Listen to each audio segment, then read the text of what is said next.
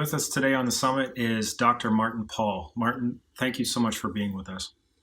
My pleasure. This is an interview that I've been looking forward to for a long time. I think I contacted you around a year ago, and we've been trying to set it up. And so now that we're doing the summit, I'm just very pleased to be able to talk with you and to be able to help your vast knowledge and information get compiled and released to the people, to the viewers. Is very important at this time. So I'd like to just read your bio, and then we'll dive right in. Okay. So Martin Paul is a professor emeritus of biochemistry and basic medical sciences at Washington State University. He earned his PhD in biochemical genetics from Caltech and was on the faculty of WSU for many years before quote unquote retiring in 2008. But you haven't really retired, have you? You continue to do a lot of work in this area. Since then, he has published numerous papers on wireless radiation effects. Dr. Paul's research has focused most on 9 different categories of effects of wireless radiation, including neurological and neuropsychiatric effects, cellular and DNA damage, cell death, endocrine effects, cancer, cardiac effects, very early onset Alzheimer's, and other dementias. One of the most valuable contributions Dr. Paul has made is describing in detail the main mechanism by which these effects are produced. So, Dr. Paul, let's dive right in. So, talking about these so-called government safety standards, governments and their agencies are telling us that 5G, just like other wireless sources, that 5G is going to be safe because it comes below the threshold, below their stated threshold of supposed safety. What can you tell us about these government standards and why we should or should not look to them as defining what is and isn't safe? Well, with any theory, and basically the safety guidelines are a theory that predicts what things are safe and what things are not safe. You need to test the theory to see whether it makes accurate predictions. And so what I've done recently is to go through each of 8 different types of repeated studies which tell us whether the safety guidelines in fact predict biological effects and therefore safety or not. And every single one of these, the safety guidelines fail, and in most cases fail massively to make accurate predictions. And it's very interesting to see the way in which they fail, because the way in which they fail tells you a lot about what the problems are with the safety guidelines. So I guess what I'd like to do is to go through those 8 with you, and so we can discuss what's going on and why these safety guidelines really don't tell us anything about safety. Okay, so the first thing is that there are the different effects that you discussed in your introduction. There are large numbers of reviews on 9 different effects that have been published that clearly show that each of them occur at levels well below safety guidelines, and therefore the safety guidelines do not predict safety. And those include, and by the way, they range from 9 to 38 different reviews on each of these things. So there's a lot of evidence on every single one of them. So let's talk about them. First of all, you have reproductive effects. So the reproductive effects, EMFs well below safety guidelines. Have effects on the structure of the testis, the structure of the ovaries. Both of those have been done in animals. They produce a lowered sperm count, lowered sperm motility, other measures of lowered sperm quality. So all those things are very important for male fertility. They produce lowered number of eggs in females and lowered fertility in human studies.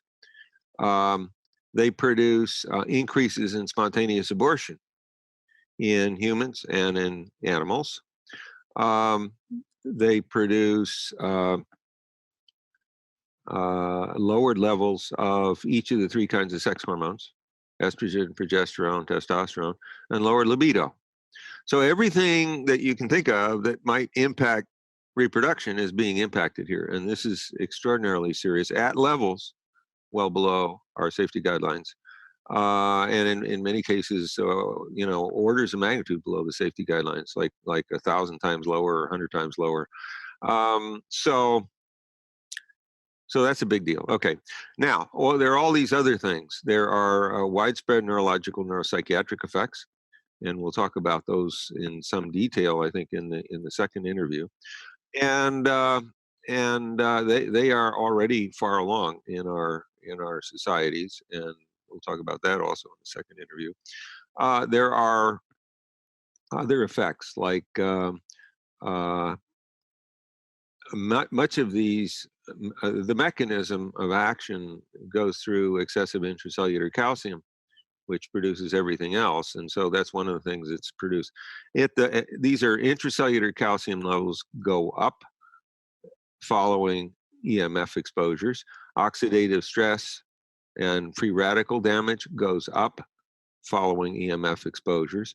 What's called apoptosis, sometimes pronounced apoptosis, programmed cell death, goes up following EMF exposures. Again, all of these well within our safety guidelines. And you're talking about just to jump in. I mean, you're talking about peer-reviewed, published science that is vetted and within the scientific community, right? But yes, which the safety standards and the governments are not taking into account. That's correct. Okay. Yes, that's correct.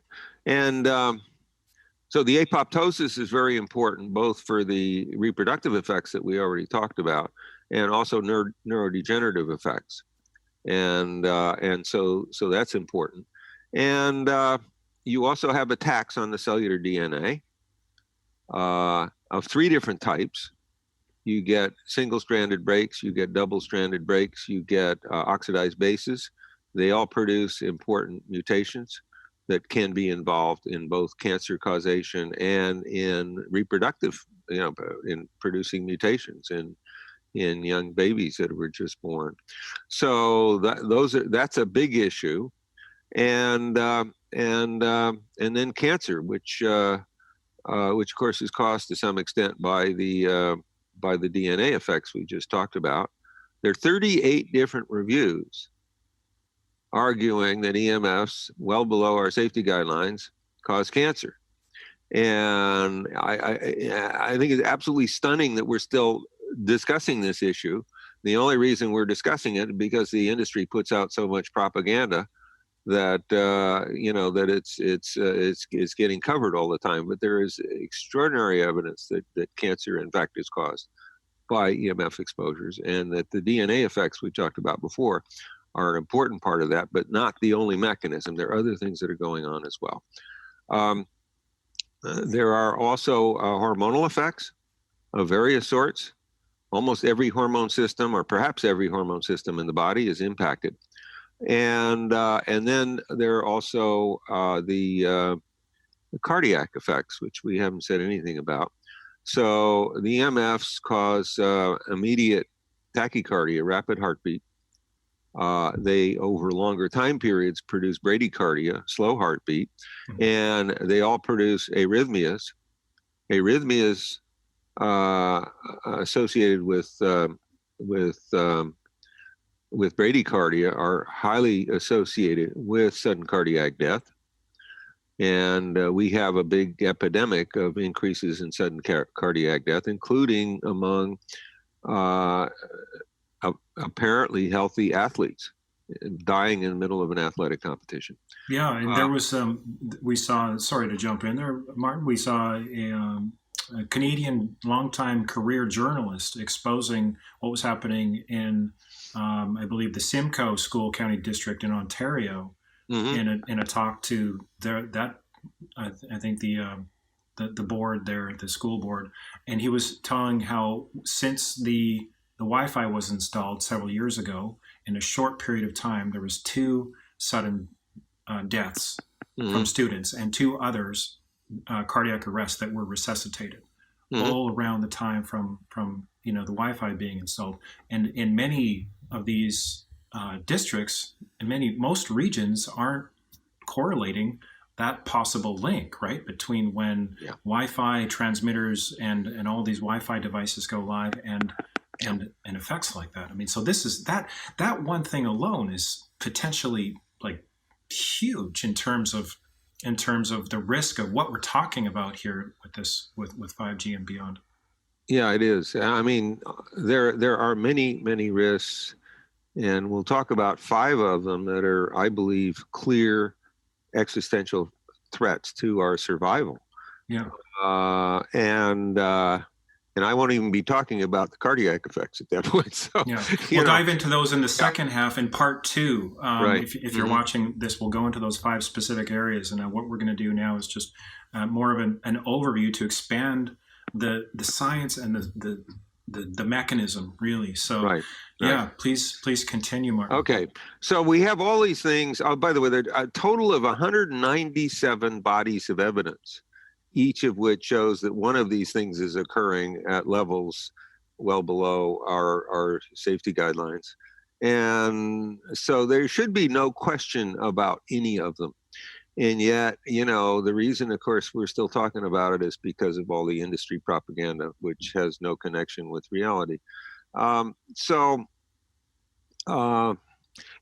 by the way, there are a whole series of types of radiation that we are exposed to all the time that have major effects on us based on, so we're talking about cell phone radiation, we're talking about cordless phone radiation, we're talking about cell phone towers, people who live near cell phone towers, we're talking about Wi-Fi, we're talking about smart meters.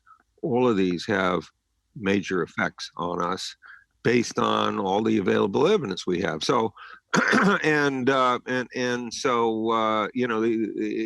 it's really outrageous that people don't have a feeling for what they're facing, and the main reason is because of all this industry propaganda and the lack of coverage in the media on all these things. And again, we're talking about peer-reviewed studies in the scientific literature that show all these things. And this is not, we're in we're in a weird situation. Okay, so let's go on with regard to that's just one of the 8, what we just talked about, that 197 bodies of evidence. That's just one of the 8. Okay, let's go on to 2. One of the eight, just let's define that. One of the 8 areas in which... Areas where you have extensive repeated evidence that the safety guidelines do not predict biological effects and therefore do not predict safety. Mm-hmm. Okay, thank you. Okay, second one. We have 13 different reviews that each show that pulsed EMFs that pulse up and down rapidly, are in most cases much more biologically active and therefore much more dangerous than our non-pulsed EMFs. And part of the reason this is important is that every single wireless communication device communicates at least in part via pulsations. So these are things we are exposed to all the time, and even radar has its own sort of pulsation because it uses something called phased arrays, which exposes us to pulsations.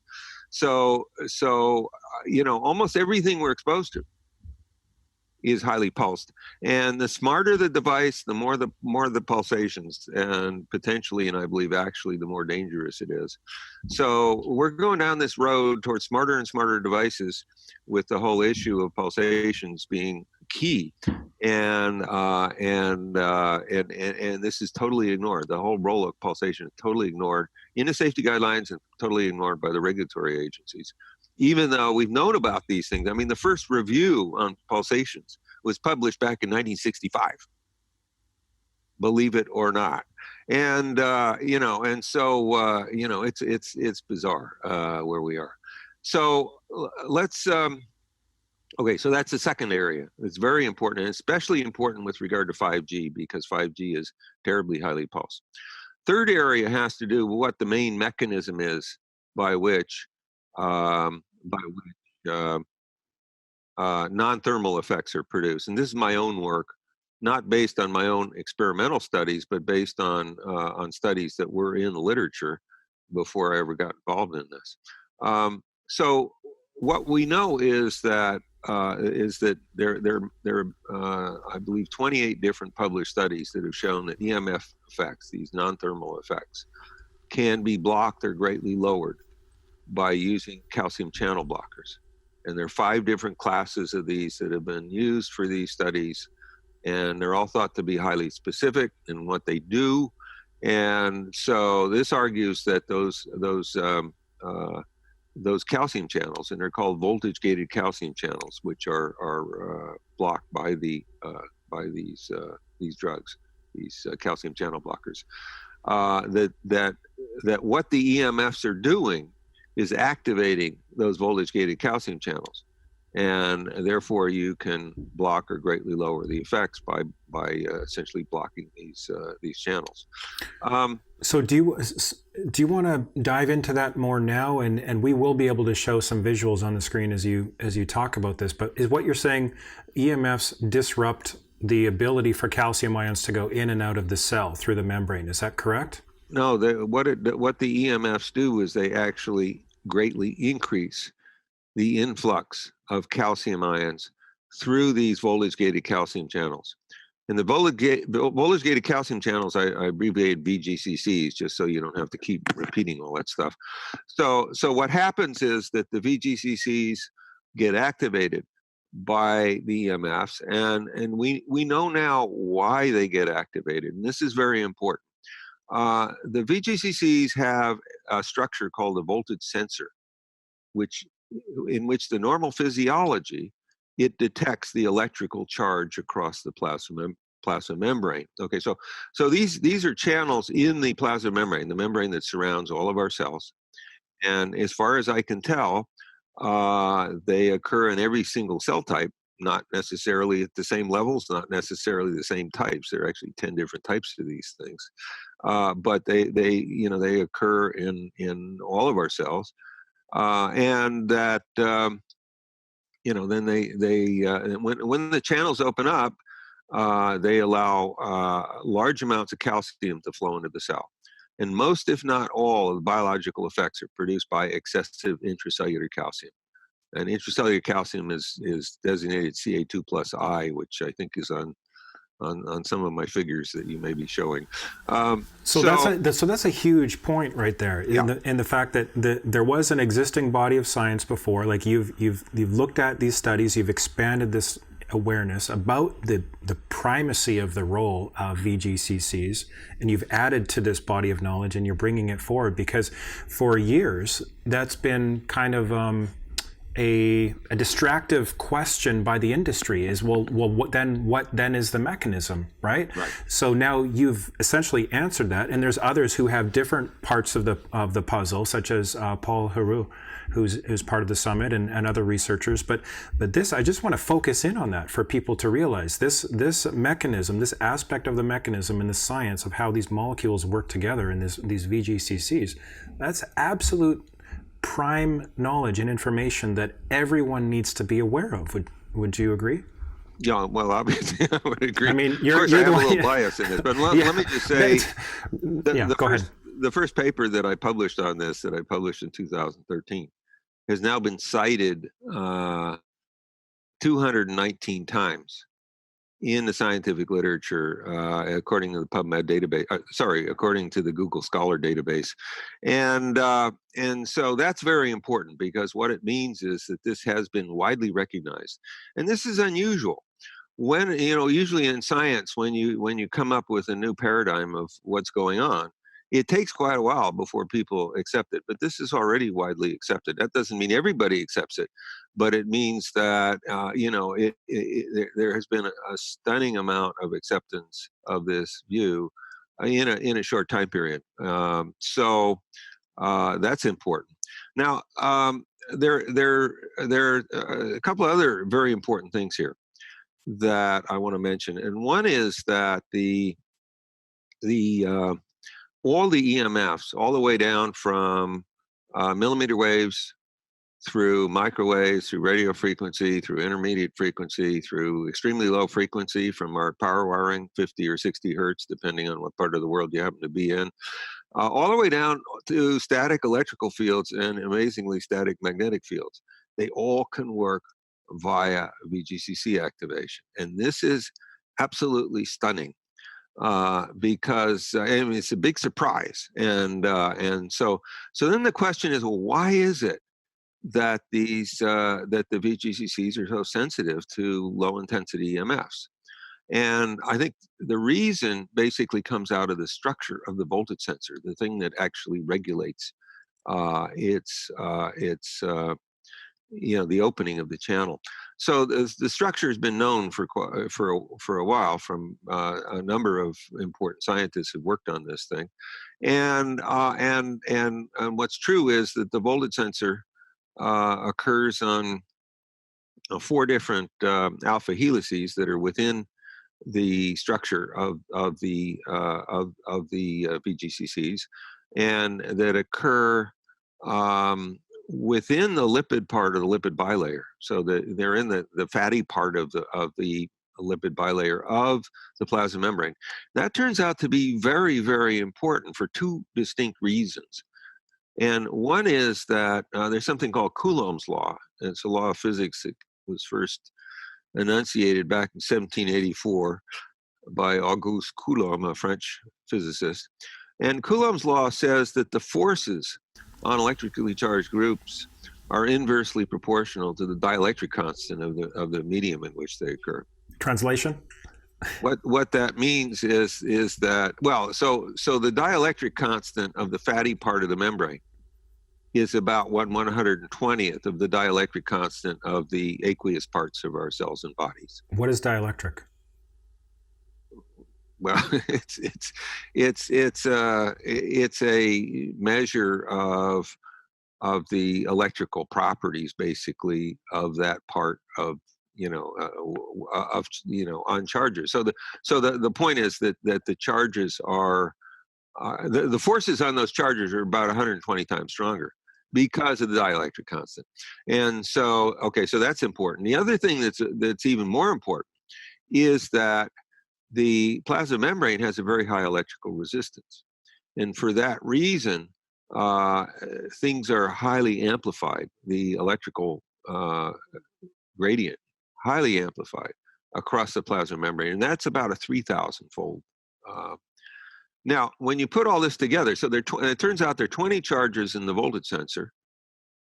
And so you got 20 times 120, which is the dielectric constant, times 3,000. So if you're comparing the forces on the voltage sensor with the forces on singly electrically charged groups in the aqueous parts of our cells and bodies, the force is about 7.2 million times stronger. That's absolutely stunning. And for that reason, and the safety guidelines are based on heating. The safety guidelines throw out all of that science and all of the science period and just look at how much something heats up over a period of time. Right. So the thermal effects are produced mainly by the forces of these electric charges on singly electrically charged groups in the aqueous parts of our cells and bodies. That's how it gets produced. So that argues alone that and we'll talk about other things that come into this, but it argues alone that the safety guidelines are allowing us to be exposed to levels that are something like 7.2 million times too strong. Now, one of the things we'll say later is that dose response curves on this are nonlinear. So that doesn't mean the effects are 7.2 million times higher than they would be, at the safety guidelines, as opposed to at the very low levels that the safety guidelines should be. But still, in all, this is a huge thing, and it's really gigantic. Can I just ask about the plasma membrane? I want to understand and kind of visualize this mechanism, and hopefully some of the slides we can add in will help. So you mentioned the plasma membrane of the cell. Does that have anything to do with what I think Gerald Pollack and Paul LeMay, science and tech writer, journalist, were talking about, like this 4th phase of water? Do you want to say anything about that, or is that going into left field?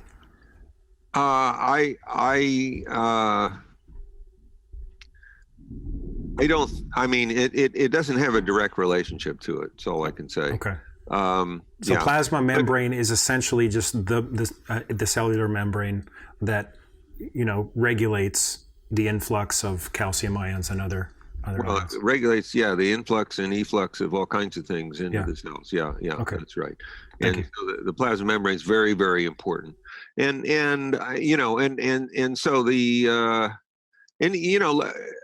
one thing about this is that normally, under normal conditions where you're not trying to regulate anything, um, the calcium levels inside cells are about 1/10,000th of the calcium levels outside the cell.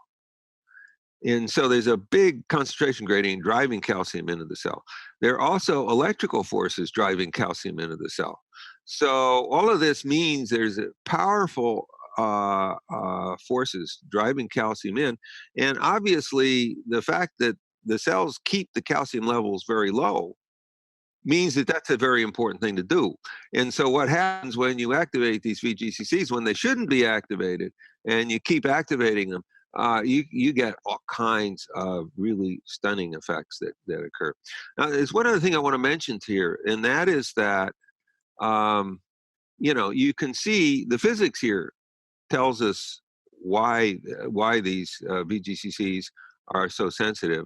And let me just say, there are also other voltage-gated ion channels that are activated.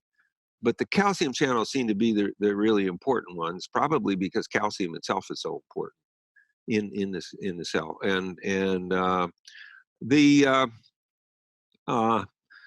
So we think that and so basically the biology is telling us the VGCCs are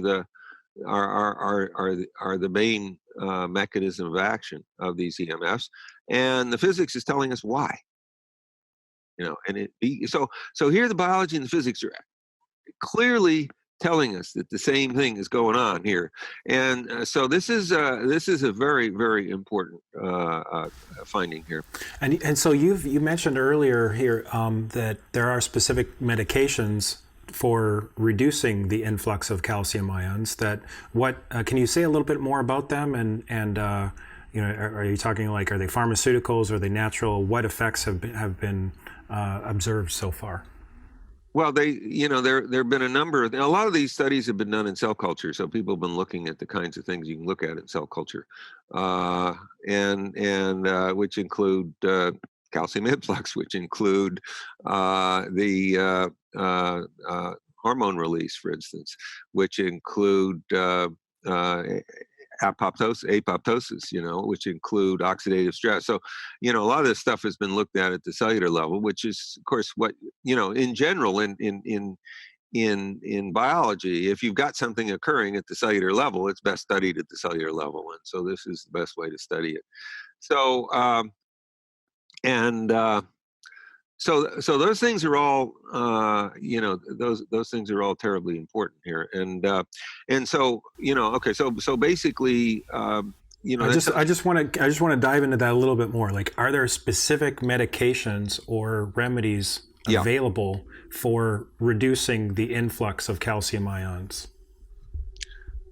I think there are some things that help, and in fact, for a long time, people have been saying, well, these calcium channel blockers don't really help clinically. Now there's starting to be reports where apparently they do. That at low concentrations you can actually get something. I don't know that it's that clear. The problem, of course, is that these voltage-gated calcium channels are important. I mean, they're there for important reasons.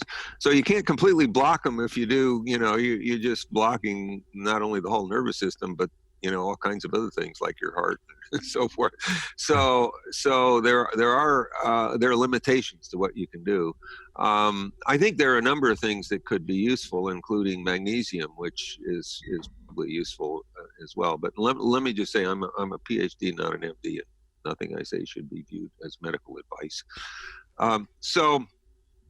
Okay, so should we go on to some of these others? We've gone through 3 of these things, and each of them shows that the safety guidelines don't predict biological effects and therefore don't produce safety, don't predict safety. There are several others, and I want to talk now about a couple of other types of studies which involve this whole area of pulsation.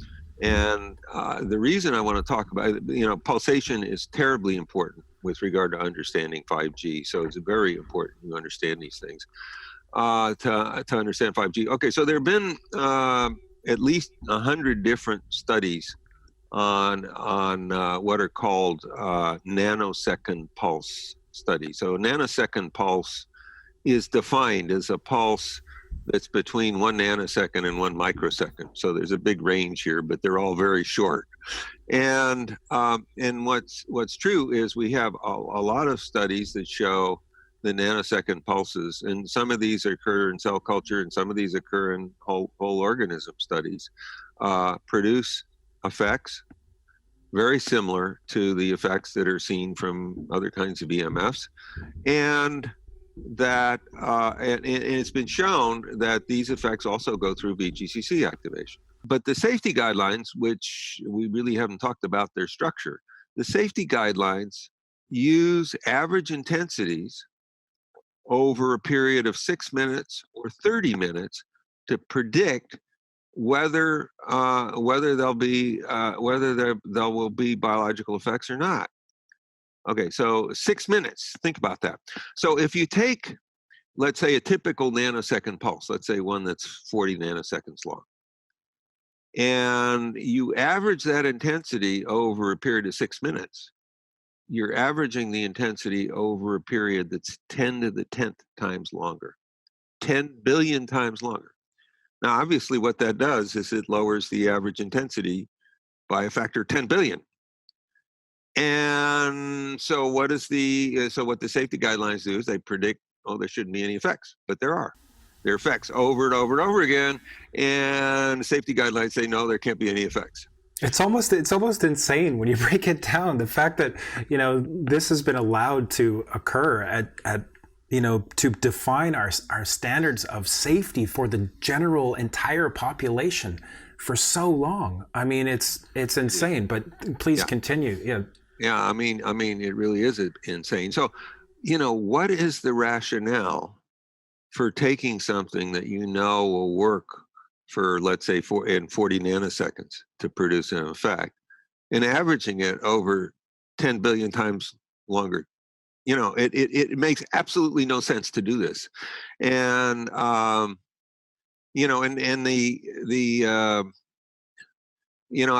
discussed something which would be a sort of a parallel failure in logic in the document that I wrote up on this. Let's say you're concerned about being shot by a high-powered rifle bullet that goes over 2,000 feet per second.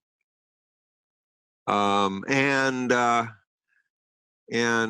that rifle bullet then takes about 50 microseconds to destroy your body. And you go to a regulatory agency and you say, well, I'm concerned about this. And they say, oh, don't worry about it. If you average the intensity over 10 billion times longer, which turns out to be about 75 days, the average intensity is so low, you don't have to worry about it. Right. I mean, that's exactly the kind of logic that's being used here by the safety guidelines and the regulatory agencies with regard to EMFs. And so it is, as you said before, it's totally insane. And yet that's what we're doing. And so those nanosecond pulses are very important because 5G is going to have huge numbers of nanosecond pulses.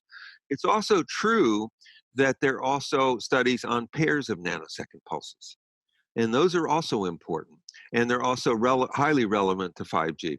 So there are studies that have been done where you have pairs of nanosecond pulses that are within a few microseconds of each other. Okay. And what you find is if they have the same polarity, and we'll tell you why the polarity is important in a little bit, they produce super additive effects. Okay. So the safety guidelines are based on only having additive effects on anything. And so here you have super additive effects of 2 nanosecond pulses within a few microseconds of each other. You're going to have billions and billions of these pairs of nanosecond pulses in any kind of full-fledged 5G system. So these are highly relevant to the kinds of exposures that we'll have whenever 5G, if it ever happens that we get something like the final system that they want us to get, which I certainly hope we never will. It's going to be absolutely stunning what the biological effects are going to be. Yeah. So by super additive, you mean kind of synergistic on the negative side, where more than one adds up to be greater than the sum of its parts. Much bigger effects than the two summed together. Yeah. Yeah. Okay. And then I also just wanted to say for our viewing audience that we are, as part of the summit, going to make that standards document that you wrote. We're going to make that available as part of the summit. So look for that if you're watching this either on this page, or look for it in your email. But we definitely want, that's an important document, Martin, and we want to help to get it out. Great. Thank you. So there are also studies that have been done where the second pulse has the opposite polarity of the first pulse. And when that happens, it actually lowers the effect of the first pulse. So you get much less effect than you get with the first pulse alone. So this has been called cancellation or partial cancellation. So the second one, if it has opposite polarity, you get now you get a major lowering in the effect. Now that's not predicted by the safety guidelines either, because the safety guidelines assume that everything's additive. Now this actually tells you several very important things about the EMFs and the safety guidelines. First of all, the safety guidelines are based on the assumption that EMFs have scalar properties. That is, they have intensity, but they don't have any directionality. And that's what allows the safety guidelines just average these things. They just look at average intensities. That's all they look at. But what this clearly shows is that's not true. They have, and it's been, in fact, it's been known for about 200 years that EMFs are vectors, not scalars. They have a directionality, and that the angle at which the magnetic and electrical fields kind of stick out from the direction of the vector can vary. So you can get different angles, and that's where the polarity comes in. So the polarity is very, very important here, as you can see, because you have one polarity and a relative polarity, and you get super additive effects. You get the opposite one, and you get the second one has greatly lowers the effect of the first one. So there are major issues, and all of that shows that the way the basic structure of the safety guidelines is completely bogus. Yeah. They're assuming that EMFs are scalars, not vectors, and not vectors with polarity.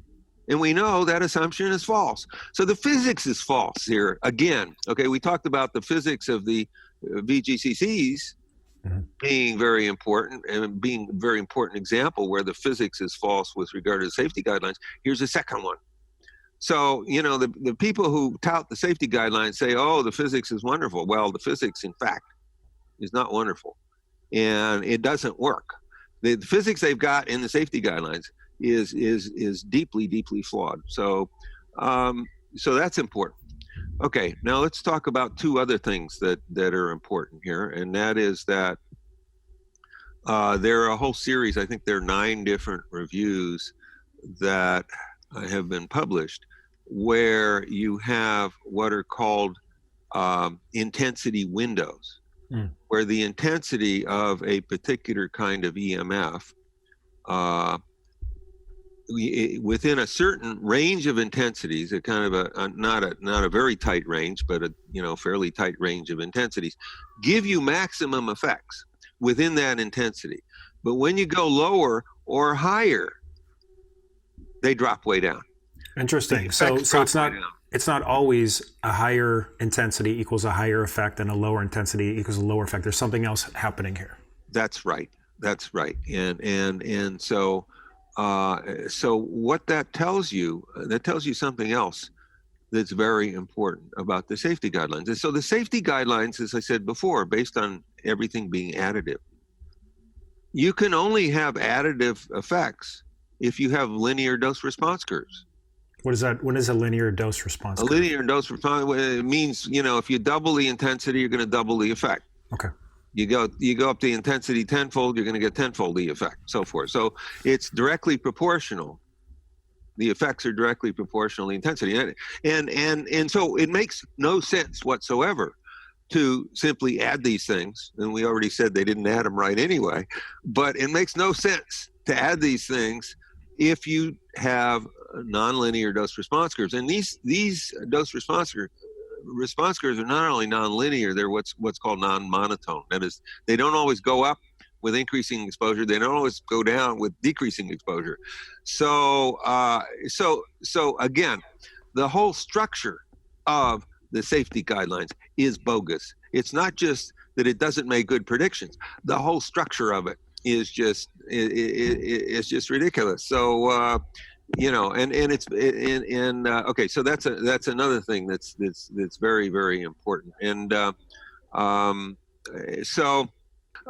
other one is that there have been a whole series of studies where specific research groups using the same methodologies have studied different cell types in culture. So you look at different cell types, and what they find is that the effects produced are highly dependent on what kind of cell you're looking at.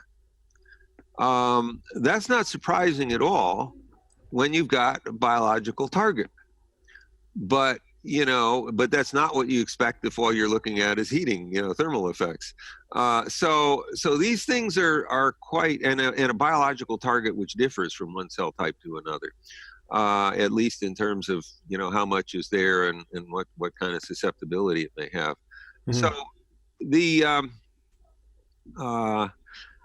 and what that tells you, in fact, is you cannot ignore the biology. That's clear.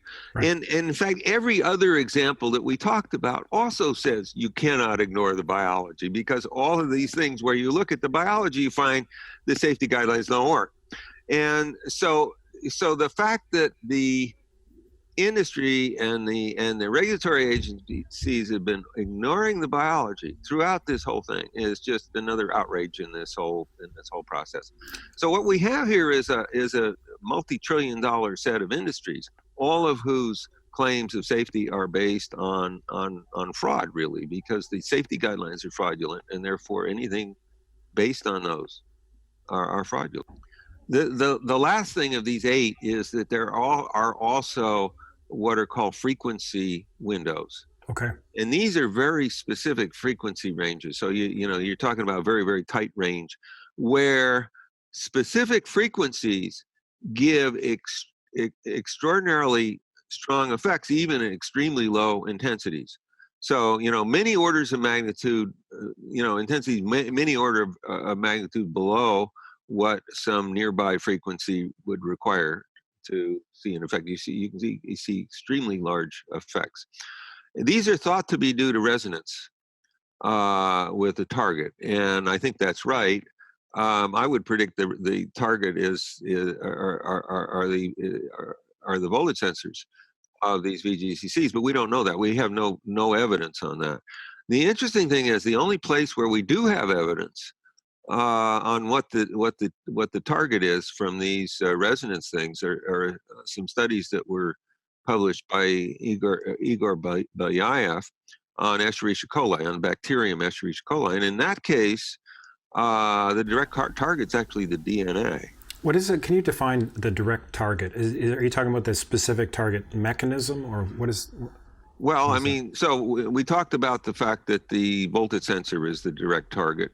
Okay. But there could be other direct targets, and in this case, from Belyaev's study in E. coli, in the bacterium E. coli, the target of these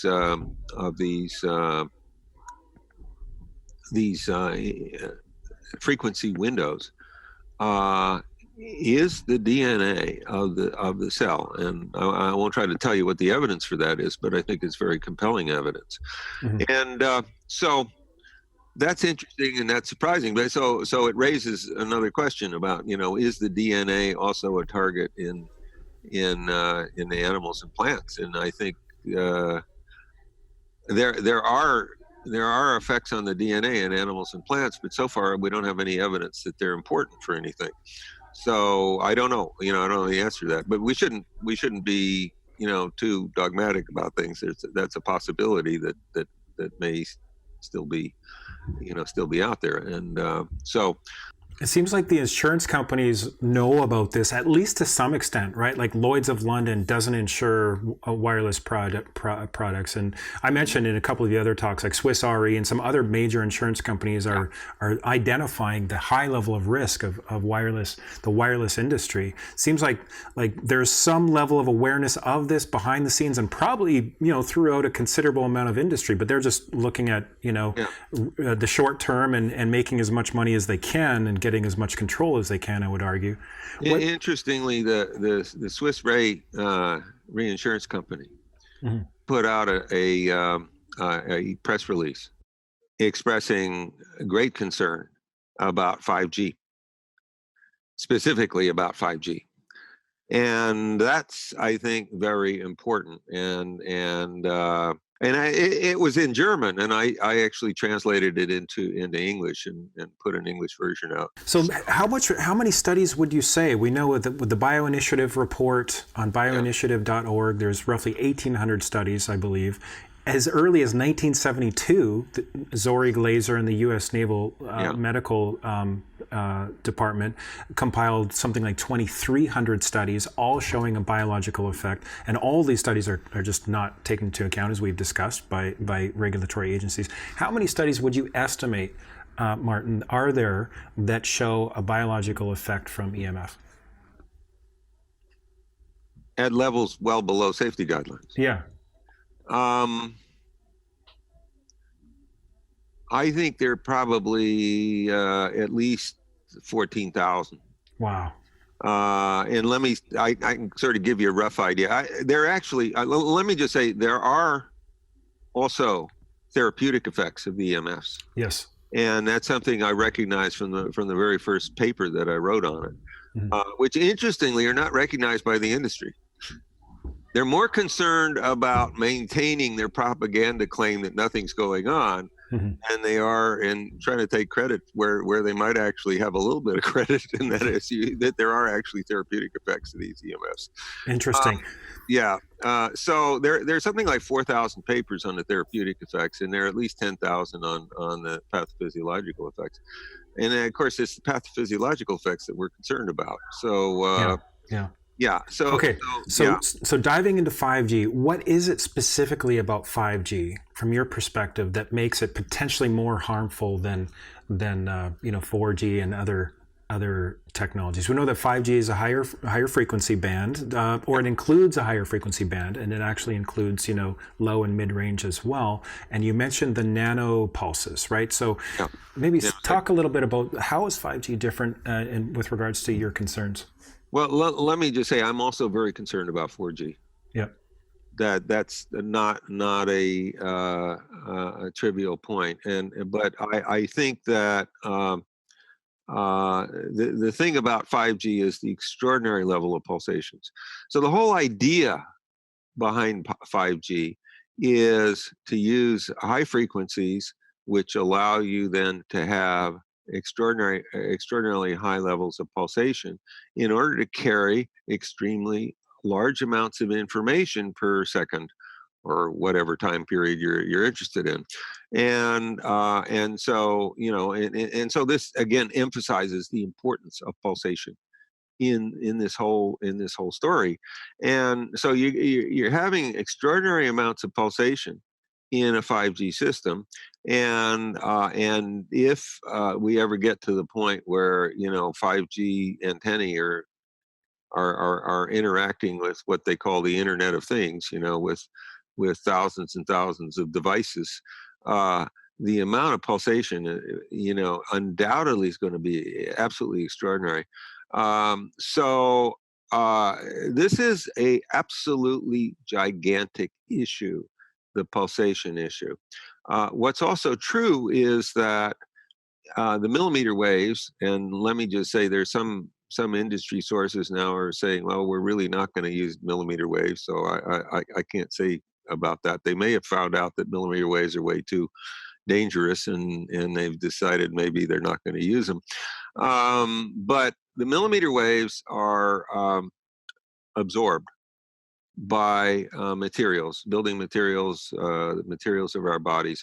The electrical parts of the millimeter waves are absorbed. Now,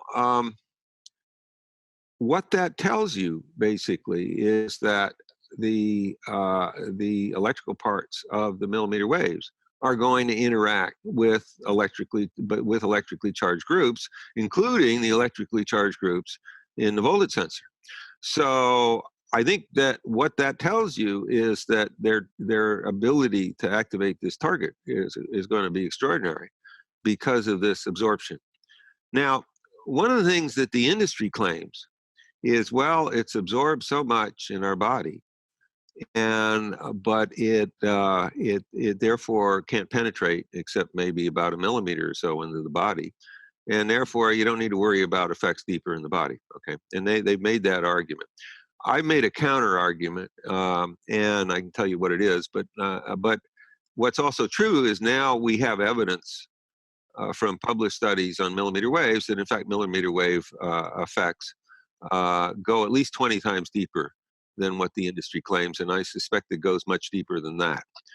And so how then do you get deep effects? And this is relevant both for microwaves and for millimeter waves. I think the way you get deep effects is that while the electrical parts of the EMFs are absorbed much, at some level, but the magnetic parts are extremely highly penetrating. That's the first thing. But now you say, well, okay, but it's the electrical parts that interacts with the voltage sensor. So why should you even think about the magnetic parts? It turns out, and I mentioned this before, the magnetic fields can activate the VGCCs as well. And I think the way they work is that, when you have, for instance, when you have a magnetic part of a 5G radiation, it goes very deeply in the body. When it interacts with electrically charged groups, these are dissolved ions in the aqueous parts of our bodies, what does it do? It puts forces on them. And when you put forces on those, you're going to regenerate the electrical parts deep within our bodies. Same frequency, same kind of pulsation, just much lower intensity. But when you have the voltage sensor so exquisitely sensitive to these EMFs, you can get effects very deep in the body. And so we're seeing effects, and this is based on millimeter waves that are not pulsed. Okay, so they don't have all the problems with pulsation that 5G does. They can produce effects on the heart. They can produce effects on other internal organs in the body, many internal organs in rodents. They can, in humans, produce EEG effects, produce changes in the electrical activity of the brain in humans. And so in order to do that, what do they have to do? They have to penetrate through the hair, through the skin, through the skull, and through the meninges that surround all the neural tissue in the brain. And so what that means is they have to go at least 20 times deeper than the industry claims is possible in order to do this. So, and if they can go that deep, they can go any kind of deep because basically the magnetic parts could go right through your body. So I think this is another situation where the industry makes all kinds of claims. And you look at the data, it's just wrong. So Deborah Davis, who is the president and leader of the Environmental Health Trust, in this summit is going to talk about the effects of millimeter wave radiation according to the independent science. We know that the industry is not doing any science on 5G. They don't want to find out, what they probably know that they will if they were to actually do some studies. That's been admitted in the Senate, as we talked about before. But one of those studies, I think it's an Israeli study that looks at sweat ducts and how the have you heard about this one, Martin? How I think it was a study from last year, the sweat ducts, how they act as helial antennas of some type to transmit the energy from the millimeter wave pulsations more deeply into the body? No, I haven't heard of that. I haven't heard that. Okay. And let me just say, there are, in science, you always have to distinguish between the results and the interpretation. Okay. And so the fact that you're seeing these effects doesn't necessarily tell you that the interpretation that's been proposed is the correct interpretation. Well, the bottom line, So, we know that we know that the effects happen more deeply into the body, exactly, with millimeter waves, especially with pulsed millimeter wave radiation, and the science is very clear on that. All right, so just wrapping up this first part, Martin, of this interview, what are your predictions in terms of what 5G, the implications that 5G would have on humans and the environment? My prediction is that everything that we know that microwaves do, 5G will do vastly stronger because of the incredible pulsation and and again, we know that individual nanosecond pulses work by VGCC activation, same mechanism. And I think that so there will be absolutely extraordinary effects because of the pulsation and also because of the frequency that's being used. I think there may be specific effects that may be particularly severe where you have large aqueous regions in the body where where basically this conversion from the magnetic to the electrical part may be very highly efficient, and so so there are a lot of those where they're major concerns, and for instance the cardiac effects we talked about before. You got a lot of water in the heart, in the blood in the heart, so there could be very high effects there on the cardiac effects. There are effects on the whole vascular system, whether we're going to get and there are impacts of microwaves, for instance, on the vascular system. So that's an issue. Kidneys have a lot of water in them. We may have huge epidemics of kidney failure. The eyes have the aqueous and vitreous humors. We may have gigantic epidemics of blindness because of the impact on the eyes. I mean, so there are a lot of different things that are extraordinarily concerning. Let me just say that I expect, obviously you're going to have a lot of effects on the skin because there are surface effects, and those surface effects are much, much higher. And among those things that I think will be occurring as a surface effect is we'll probably have giant, and I hate to use that term all the time, but I believe it's true, giant epidemics of melanomas, because of cancer. And there is evidence, in fact, that melanomas can be produced by EMFs. And, if you have this huge exposures, I think we're going to have huge epidemics of melanomas. The other thing is that the blood circulates towards the surface. So anything that's in the blood can be heavily impacted. And so what kind of things are we going to see? Well, the erythrocytes, it turns out, are highly sensitive to the EMFs. And surprisingly sensitive to the EMFs, to microwave frequency EMFs. And you get things like what are called rouleau figures, where the erythrocytes sort of stick together into long chains. That kind of clogs up the circulation of the blood. You also get changes where the structure, erythrocytes kind of look like a nice smooth, more or less donut shape, and those are really good for the erythrocytes to go through the blood circulation. But when you have EMFs, you get little spiky things coming off of there, which kind of gum things up. You also get a lot of hemolysis. You got a lot of cells that just lyse and release a lot of hemoglobin into the blood. You can get anemia from that. And so I think there are going to be massive effects from that standpoint. I think that there will also be effects on the cells of the immune system, including high levels of allergy. because of the impact on mast cells, and also high levels of autoimmune diseases. And by the way, there is a report now on autoimmune diseases being elevated from millimeter wave exposures, and there are a series of reports that microwaves elevate autoimmune diseases. And the way these elevations work, at least from the microwave studies, is that you get changes in the T cell signaling that controls the autoimmune response. And these are calcium signaling changes in the T cells that control that control it. So I think we're going to have huge epidemics of autoimmune diseases as a consequence of 5G.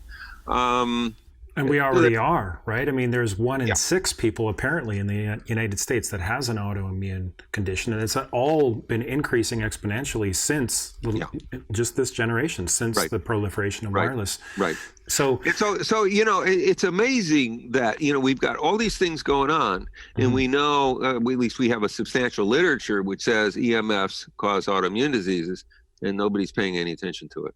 yeah, and we know the chemicals. I mean, the various industries that produce chemicals.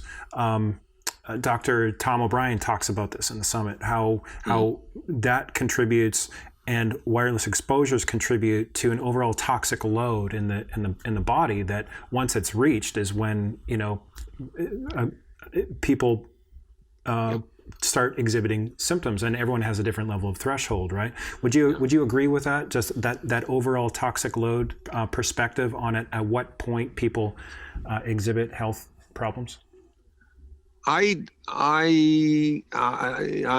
skeptical about that. Okay. I mean, the reason I'm skeptical about it is from some other work that I've done in the past, and that has to do with the fact that chemicals, and I believe EMFs and other stressors, such as physical trauma, such as infections, et cetera, can initiate a vicious cycle mechanism. And once the cycle mechanism gets going, it can propagate itself over time.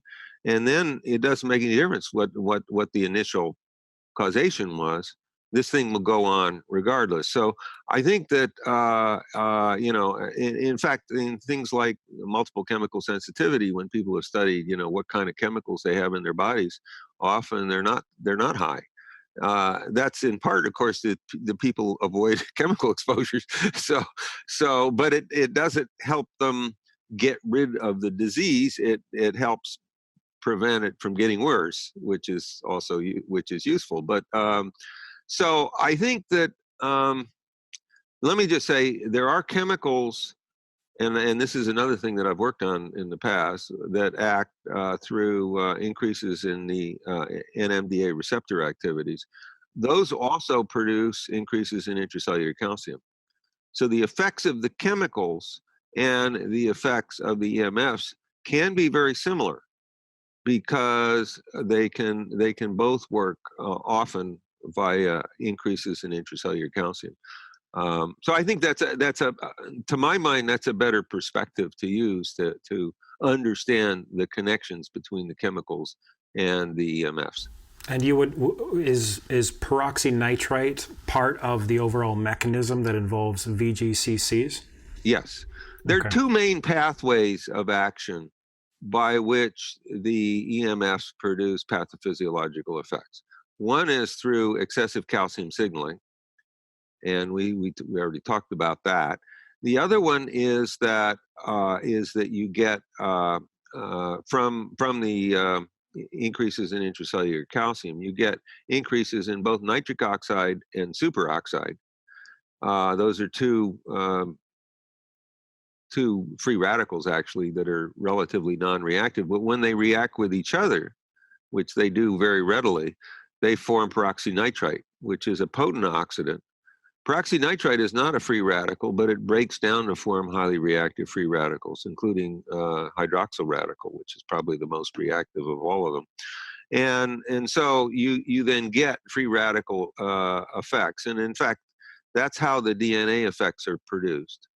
The DNA effects that you get are produced through the free radical attacks on the DNA.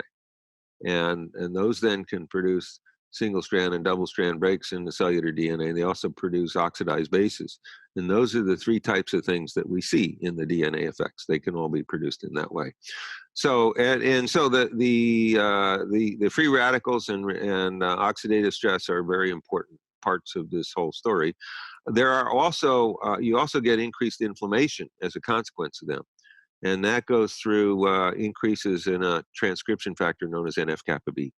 So we know a lot about how these things occur, and that's I think very important. You know, I mean, the industry tries to claim we don't know anything, and it's just complete crap. Yeah.